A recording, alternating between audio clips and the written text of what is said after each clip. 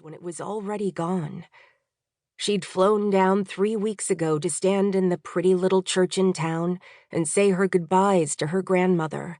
She'd stood in a pew with 2 of her 3 cousins, JJ and Lila, and wished that they were all still as close as they'd been when they were kids.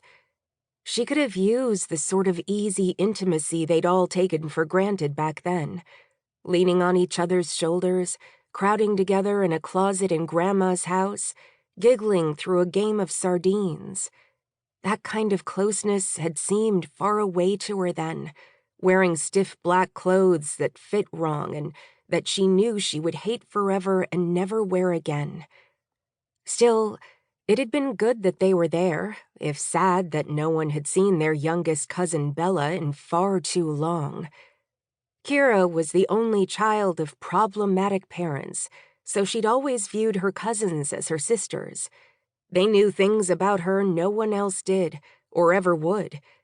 And at the funeral, no matter how they'd all grown apart, JJ and Lila had been the only members of her family she'd wanted to see, as well as providing an excellent buffer. There were ghosts Keira hadn't particularly wanted to face. Worse, there were her parents. Keira had spent the last 5 years trying her best to get over them as she forged her way through her very own adult life. Wasn't that the project of any woman in her 20s? It was certainly Keira's.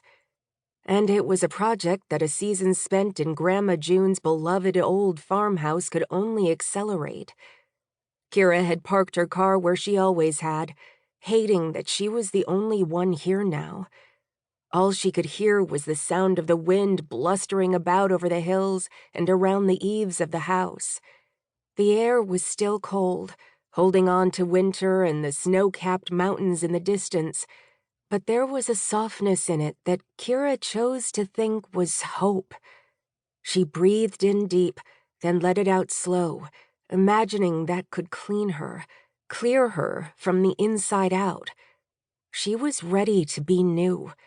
She was ready to take on her grandmother's challenge and spend her season here. Each of her cousins, assuming anyone could find Bella, would do the same. Keira liked the symmetry of it. 4 cousins, 4 seasons, 4 chances to... Well, Keira didn't really know what her cousins might get out of their time here. She only knew that for her, it was time to come home.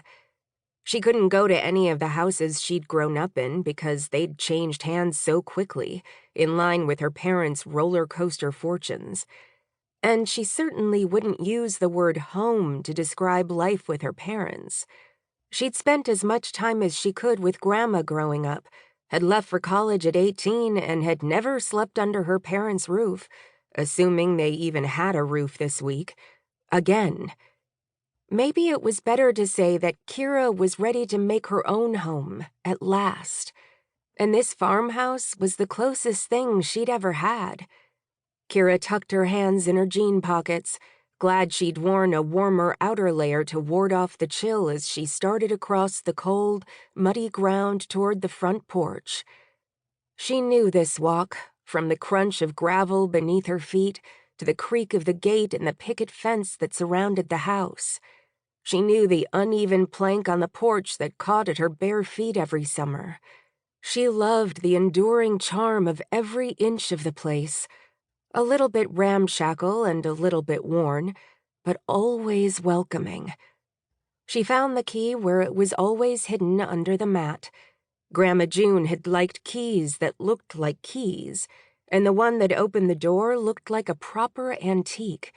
There was scroll work and a compass, and Keira liked the weight of it in her palm.